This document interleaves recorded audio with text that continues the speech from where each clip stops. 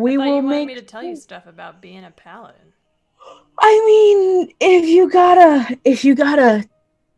got stuff to share, I Mm, will. And I'll yeah. find a rock and I'll like dust off the snow and I'll sit my butt down and I'm Well, listening. don't die. Good. Don't, Yep. Rule number more one. importantly, don't let your friends die. So, is there anything else more important than that I haven't already failed at? Great. It's great. Uh, dude, like, she's still alive, though. And sometimes not letting your friends die is about knowing the right people. It's not always about being able to bring them back. Well, It's about knowing who to fight and who to help and when to quit, when to stand your ground. Something tells me you're used to knowing when to quit. yeah, you're not wrong. Leona. I hope that you will forgive my subterfuge in this matter. I had a good friend ages ago, and you remind me blah blah blah blah blah blah blah. Deirdre, I may never know the source of your fear, but I do know the terror of uncertainty. Remember that fear is natural. Anyone who tells you they have no fear is either lying or a great fool. Courage, though, is standing up in the face of that fear. I see much courage in you, little one. You possess the ferocity of a mother dragon protecting her brood. Kesra, you are filled with anger. This is neither a good or bad quality. Fury at the sight of great evil has been the turning point of countless battles, while enmity without a purpose has cost innumerable wow, guys, innocents their lives. Do not allow your anger to wield you. In the darkest places, that is where the light shines the brightest. I have faith in you. And as you move closer towards Wolfcrest, the snow is getting higher and higher. And you crest over a large hill. And just when you say this, Kesra, you look down. And you see in front of you a battle like you have never seen in your life. Hundreds and hundreds and hundreds of men and women of all races fight to the death in a white and red field. The rider does come up. Leona, you recognize this as the warden's son, Xandrin. Andrin. Oh, Leona, is that correct? Yes. It's a pleasure to see you again. Might I ask, what are you doing here?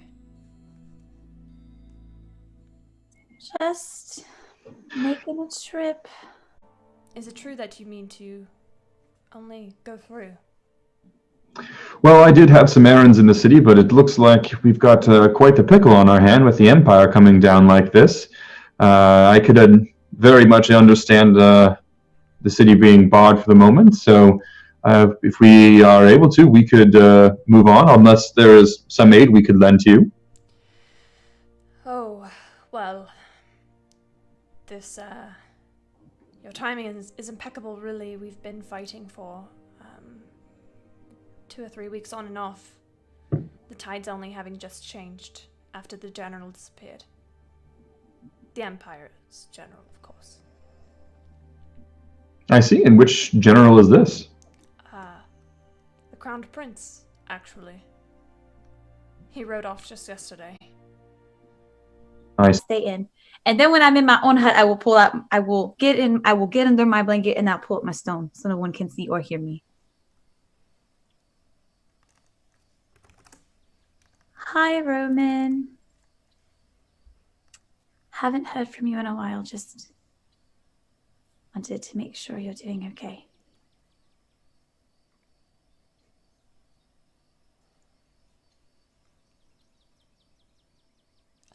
Leona?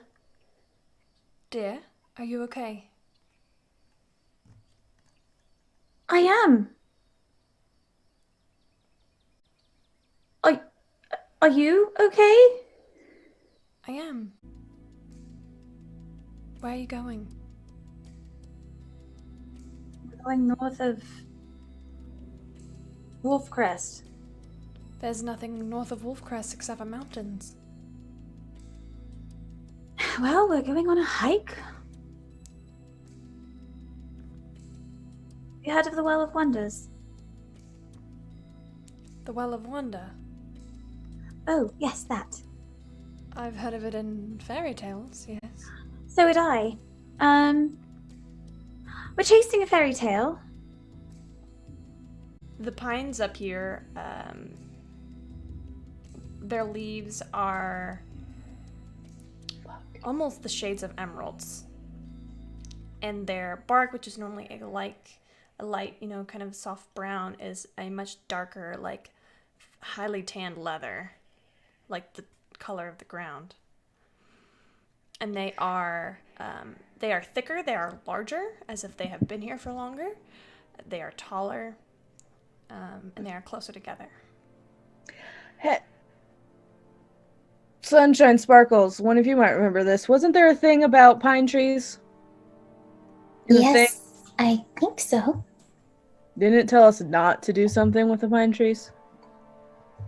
Didn't it say there were... I mean, I'm looking at it and it says sleep not neath dark pine trees. So I think we should keep going. Regardless of what we do, we need to make the decision real soon before something else makes the decision for us. I vote we stay but set watch.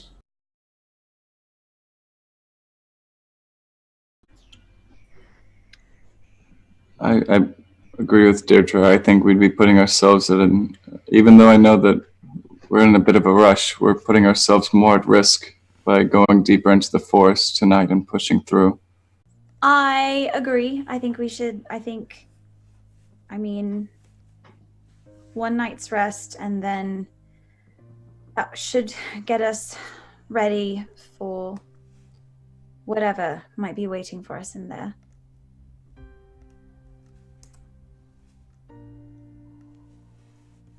All right. All right, then. Should be great. Will be interesting, to say the least. The sun is beginning to set. And despite the poem's warnings, you have decided to take your ease beneath the dark pines. Guys! So therefore, you will face the consequences like a natural 20. Mother. You're going to take 30 points of piercing damage, and I need you to make a strength saving throw as a winter wolf comes leaping out of the trees. You are knocked prone, and a second one comes out and is going to make a bite attack against you. At advantage because you are prone. So natural 19, you're going to take another 12 points of piercing damage. I go out because I am squishy. I need everybody to roll initiative. As a pack Well, of winter wolves comes at you from all sides. And it's gonna get Alexander, Maudie, Deirdre, and the skeletons. I need you all to make dexterity saving throws except for Maudie. Maudie.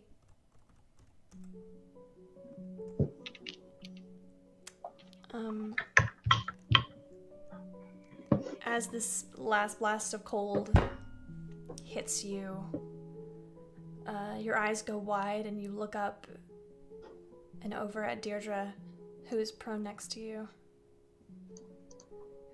Her silver hair kind of messily blending in with the snow. You see the face of your father in his human form as he pulls away from you after he had dropped you off from being abducted by horn devils. You see the face of your friends, Leona, laughing and singing, Kessra, shaking her head as you beat her in another gamble.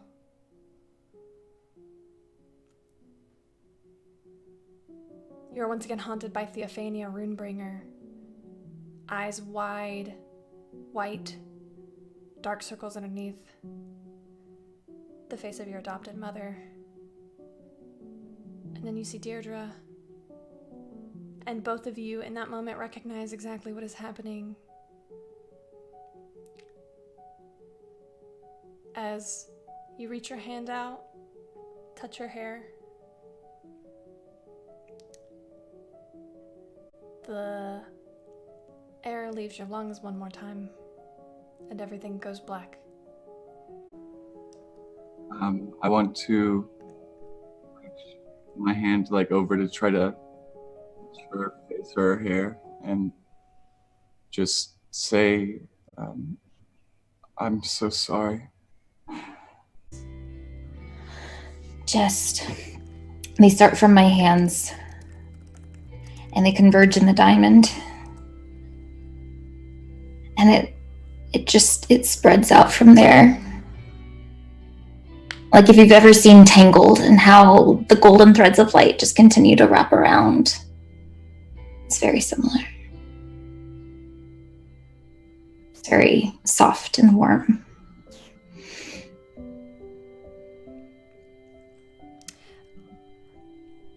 In this moment, it seems like time has stopped for you and everyone watching. The winter wolves around you seem to have, for a lack of a better word, frozen. And as you place this diamond on his chest, and the diamond fades into etherealness, into nothing, turning to dust, blowing away in the wind. Monty's breath returns to him in a single gasp. His white eyes open. Blood still pouring from him. He's still unconscious. But he's Fine. All of this is happening at once as you guys start to get onto the horses. These winter wolves begin to converge on you, biting at the horses, biting at Red. Unfortunately, Kessler, you watch as one of the winter wolves takes a huge chunk out of the back.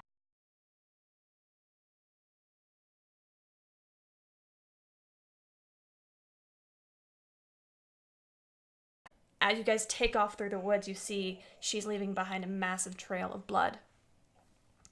Right. You guys run for a solid 10 minutes, and then you see it. A clearing. A huge clearing, in the center of which is a massive lake.